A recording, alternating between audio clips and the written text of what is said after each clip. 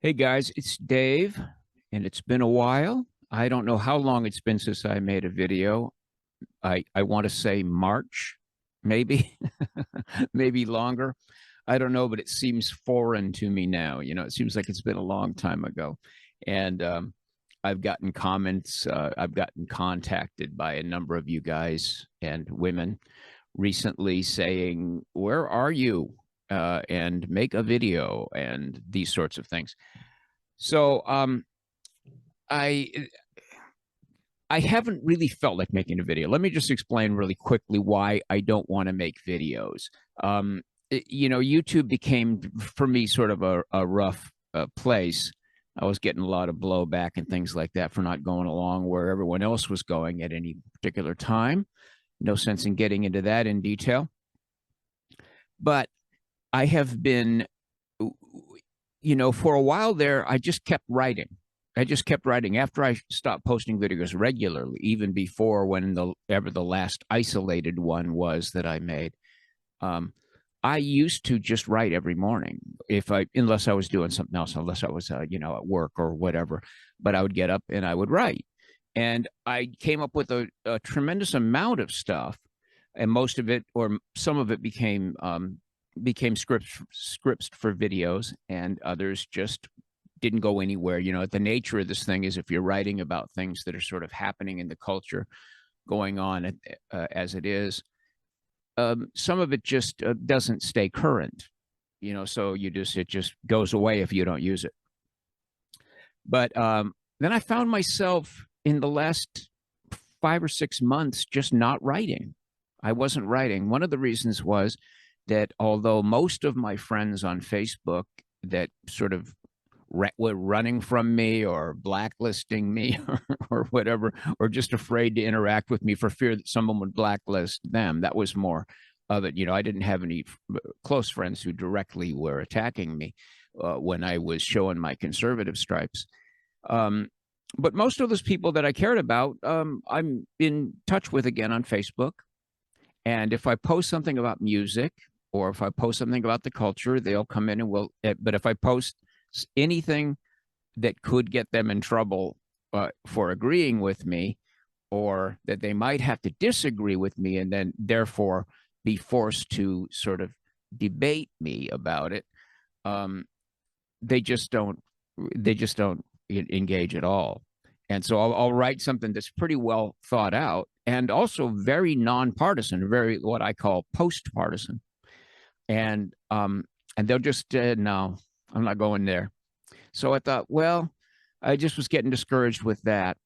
And through this past summer and fall, I have been doing a thing with my music where I sort of disbanded the band. We had a great show last June, and I just, for some reason, after that show, it was so much work.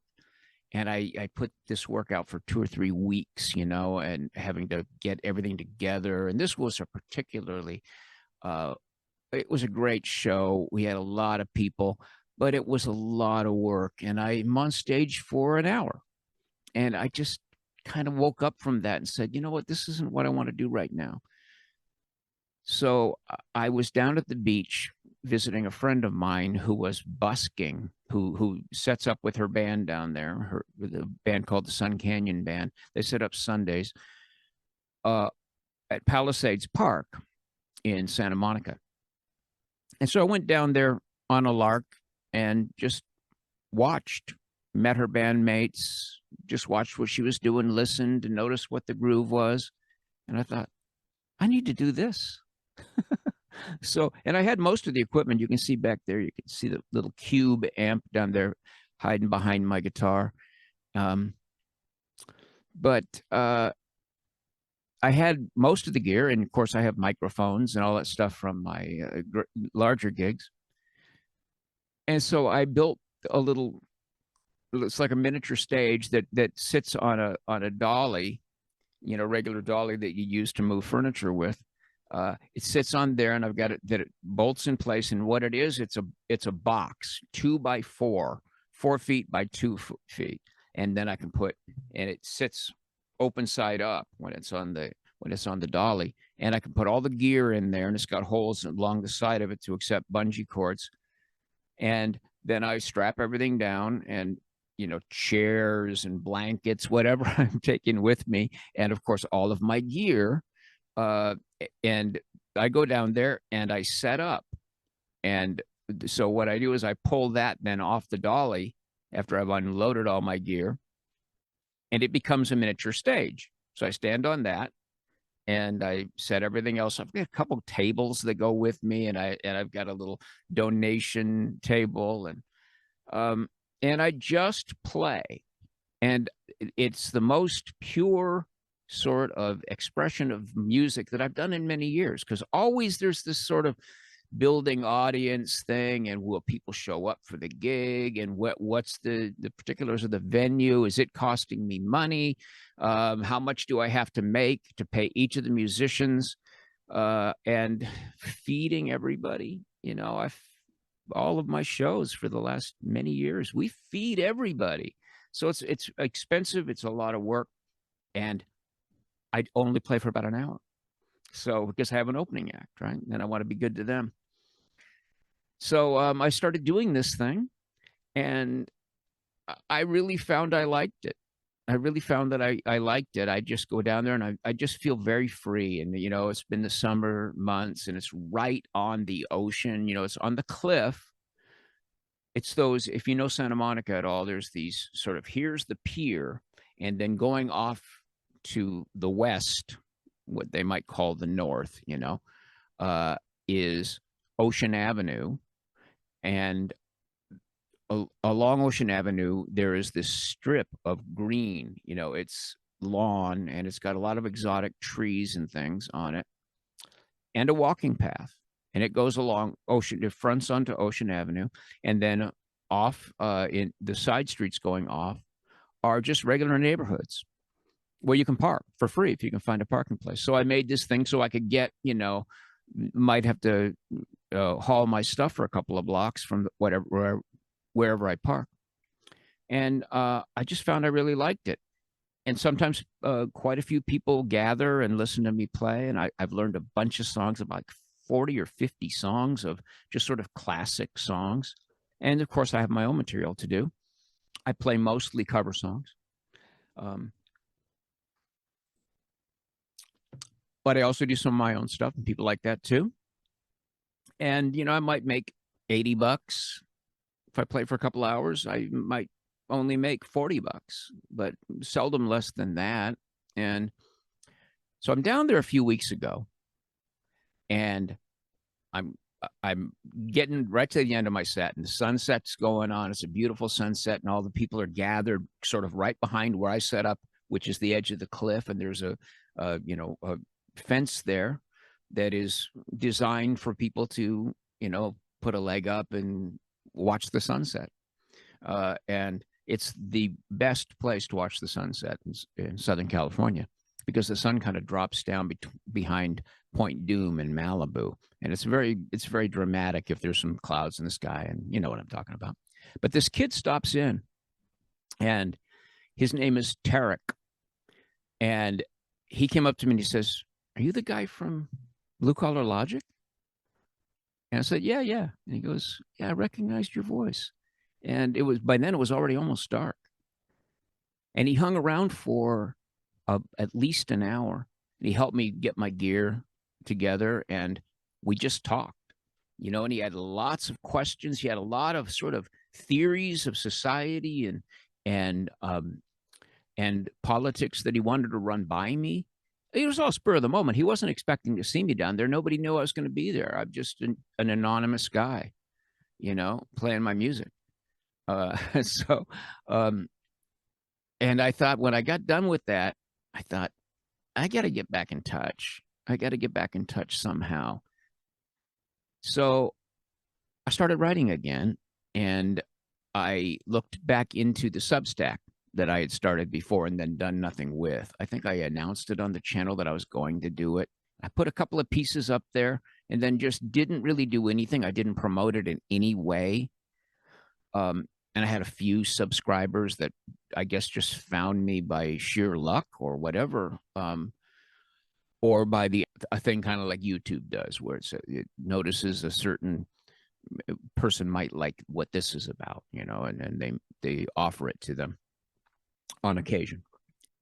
So I have set up my Substack. So then for the last week or so, I have been organizing pieces that I want to go on there, and I've been putting and I've written a number of things fresh, and I've got a bunch of stuff up there now. I don't know what it is. By the time you see this, if anybody sees this, I hope a couple hundred people see this. I don't really know what the YouTube algorithm thinks of me at this point.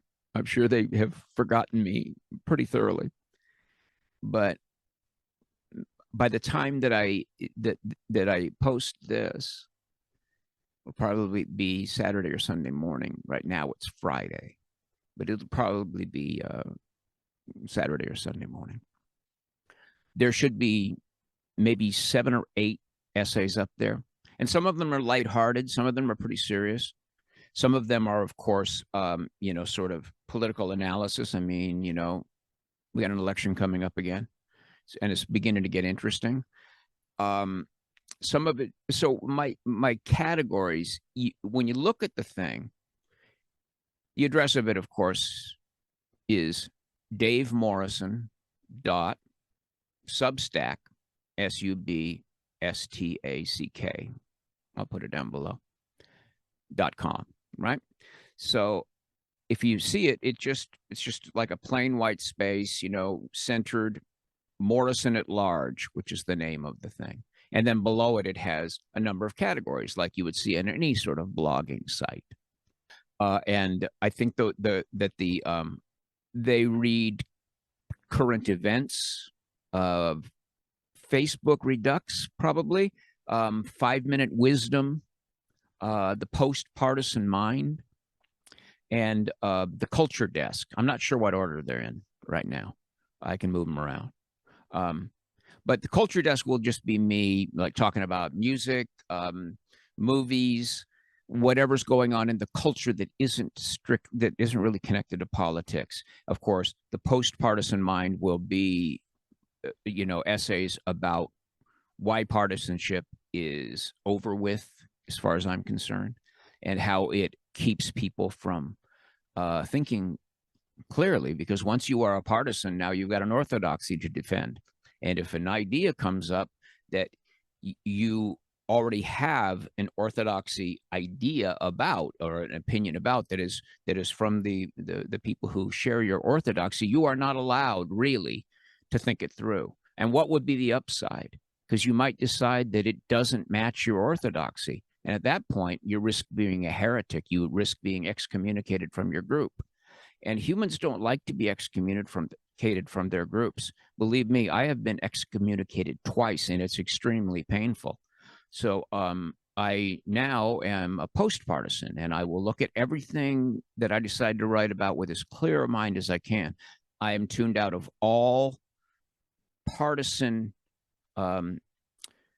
news sources, except for a couple that I already know their biases and can correct for. Like, I do subscribe to the New York Times, as you probably know. I have for a very long time, but I understand their biases, and I understand, but they have a news organization that is all over the world. They have desks all over the world, and they have resources like no other newspaper. So I do subscribe to them, but I also subscribe to Forbes. And I subscribe to the Dispatch, which is Jonah Goldberg's thing, and all the people that write for that. They got some really great writers for that. And I know where they're from. They are center-right, and I fully understand that. I'm going to have to wrap this up pretty quick here. So I understand their bias a little bit, but I'm not in touch with any of the biased ones who are using the sort of partial truths. You get a video clip and then you cut everything out that would make your opposition president look like he's making sense, and you only leave stuff in it that makes him look like a bumbling idiot. It'd be that Donald Trump or Joe Biden or any other president, and you put that out there and see how he is. Oh my God. I never did that on our channel. I never did that. I always looked at it all, but I had my bias. And of course, I was defending a bias because I had when I admitted to the fact that I have, that I tend toward conservative thought. Um, then I just got beat up so bad by the liberal friends of mine that I hardened. And people came in behind me and defended me, and I became a little bit of a local conservative hero in Los Angeles. People sidling up to me all the time saying, "Hey man, I like everything you write. Keep it up. Keep up the fight." And I go, "How about you come help me once in a while?" They'd be talking about Facebook posts. I can't do that, but good job. They'd sneak away. So it's all a bunch of bullshit. It's all a bunch of bullshit. The human brain is a little bit conservative and a little bit, wait a minute, hang on. This is new. I don't trust it. A little bit skeptical of change, and also a little bit curious about change and eager for change. And so we've been taught by our divisive media to go to one side of our personalities or the other. And of course, some people are much more conservative by nature and stodgy and staunch, and others are, I'm almost their brains are falling out. They're so in love with whatever a new idea might be. And these, these are the hard left progressives and the hard right conservatives that I'm talking about here.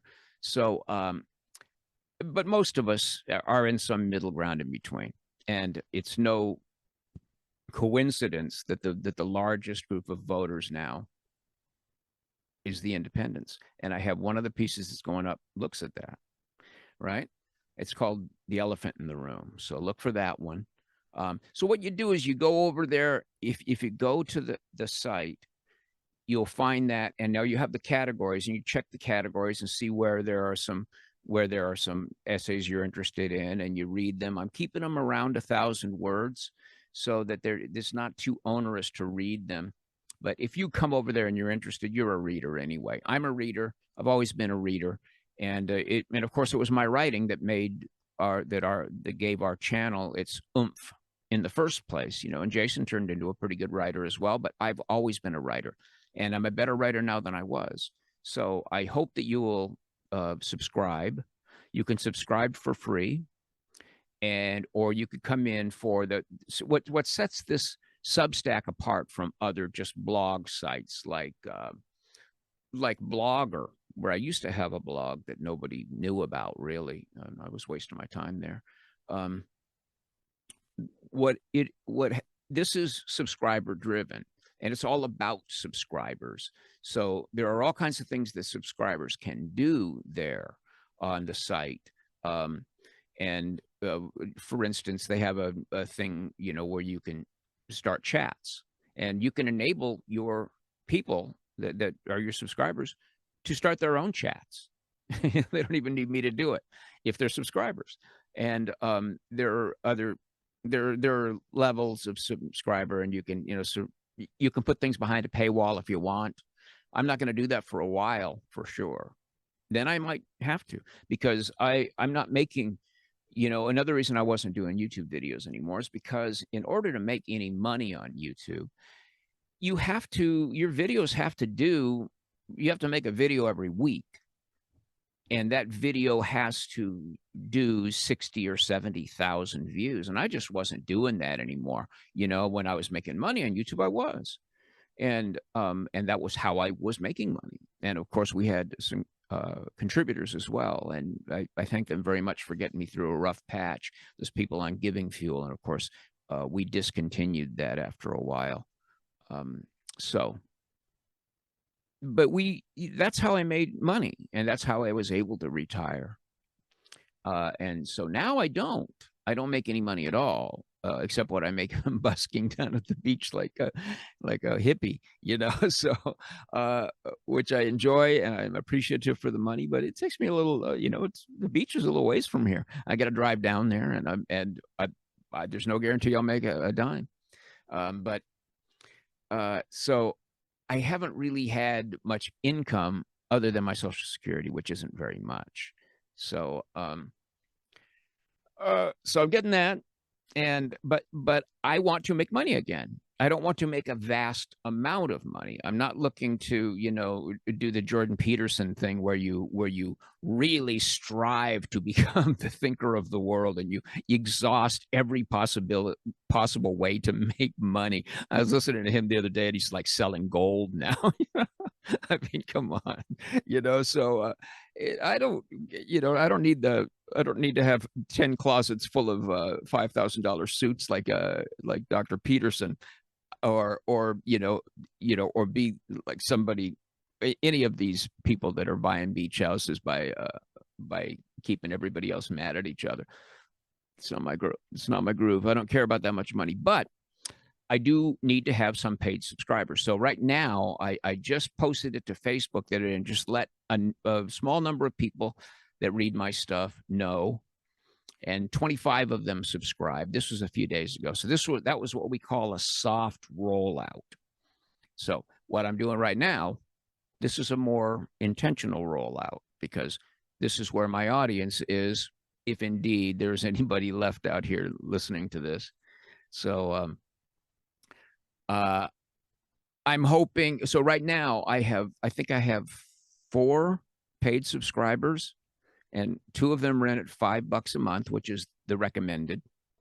And the other ones are in as yearly subscribers, which enables them to get the $5 a month thing for a little less. So they both came in at $50, but it's actually they're the actual subscription that they're paying is less. They just did it all at once.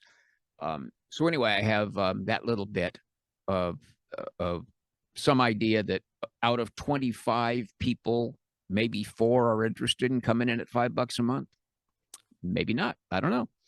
But if so, I will continue writing because I'm happy if I'm writing, and I'm not unhappy if I'm not writing. But I begin to get unhappy after a while if I'm writing and not being read. And also, of course, I don't have the impetus to make videos anymore. Not having a partner anymore. Now that Jason and I are not connected, and he lives out of state, and we're not in touch anymore, because we had that little friendly camaraderie, that little bit of competition. Neither one of us wanted to be seen slacking off.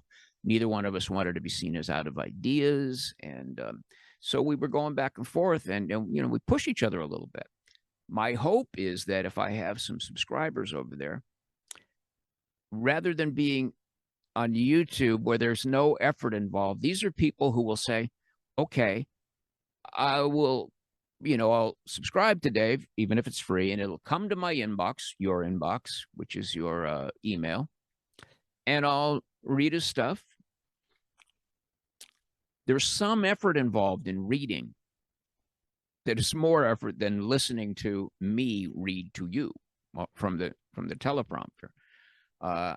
And so already that's a little bit of a filter already. And the fact that I'm being straight up about the fact that I'm not going to be doing hard partisan stuff, period.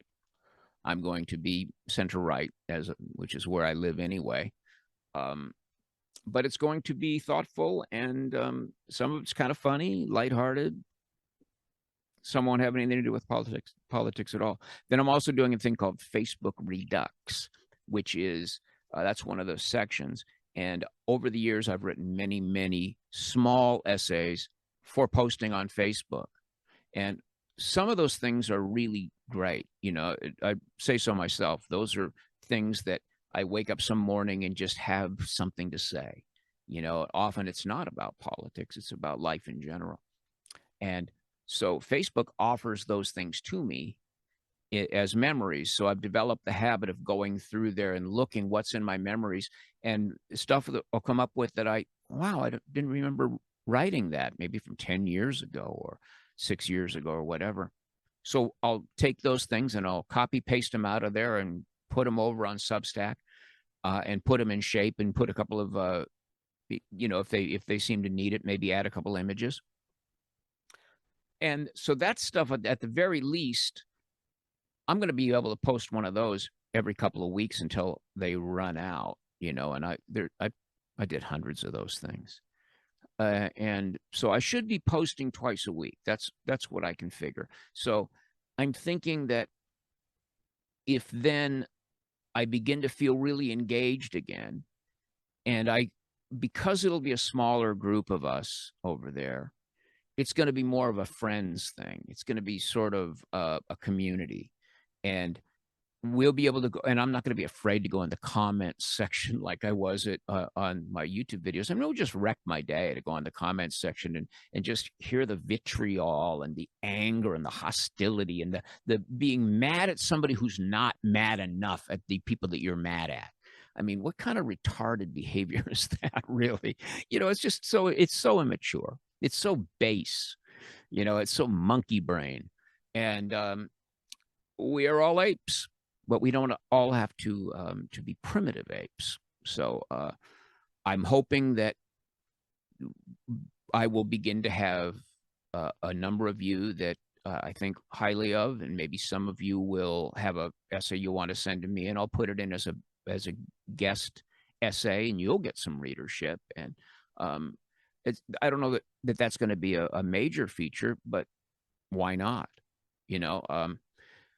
Also, I lost the guy as Zane Bardwick. My great friend Mark Humphreys died a little over 2 years ago now, and I haven't had that back and forth. That was he and I had this back and forth, and it kept me wanting to produce things, and he was proud of me when we were doing Blue Collar Logic, because in a way I was a protege of his, in a sense that he kind of got me to understand that I really wasn't a liberal the way that liberalism was being pursued anymore.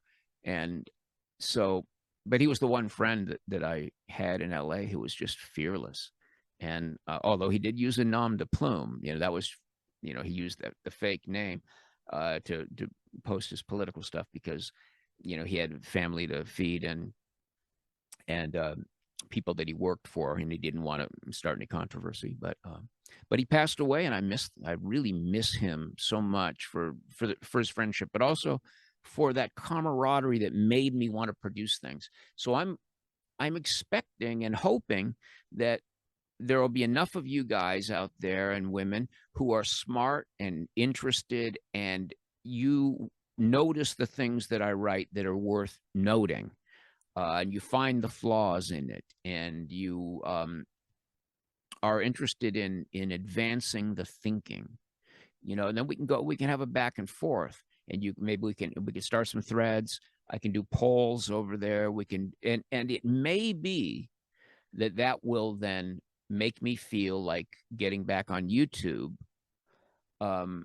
because I'll think, well, that piece worked, and let's, people liked it. Let's make a video. I don't know, but I'm hoping that my motivations will be that I will be a little bit more motivated. So one of my motivations is seeking motivation. So that's one of my motivations to get on Substack. Plus, it's easy for me to write. I mean, I like writing. To me, it's a peaceful, thoughtful thing, and I can get into writing a piece and researching it and checking my ideas, and I can be off in that world of writing for 6 or 7 hours and not check my phone or do anything, check my social media, nothing like that. I will not be going on Twitter. I'm staying away from that poison place. I will be putting my stuff up on Twitter, I think, for a while. But I'm not going to go over to Twitter.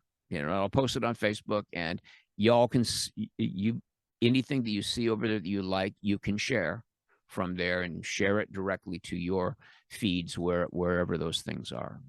And that's all pretty self-explanatory over there. You'll see the share buttons, and you'll see the subscribe buttons. So anyway, I hope everything is good with all you guys out there. I'm feeling great. I've been working out quite a bit, and doing my miles, my hikes. I'm averaging about close to 700 miles a year with my hiking up in here and around the hills here in Altadena.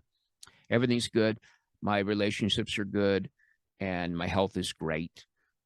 Music's fulfilling, and I think I've said everything else that I need to say. So I hope that you are still with me here. you know how I run on and on, but it's been a little while. So I thought it was time for a coffee with Dave in order to get this next phase of my life going. All right. So I don't know if I left anything out. Maybe I did. Um, anyway, I'll put the information below. It's Dave Morrison. I don't know how I got that with, I don't have to put any numbers after it or anything. Just davemorrison.substack.com. And it's like it was waiting for me. It's like Bandcamp was doing the same thing. davemorrison.bandcamp.com. They've been there for 10 years. There's no other Dave Morrison that just put his name in it, Dave Morrison. Substack's been there for 3 or 4 years. It's not that rare of a name.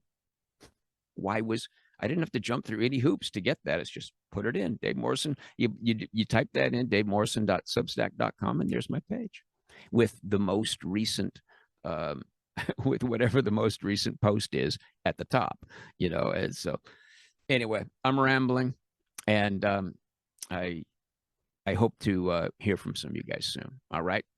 Take care of yourself and be happy.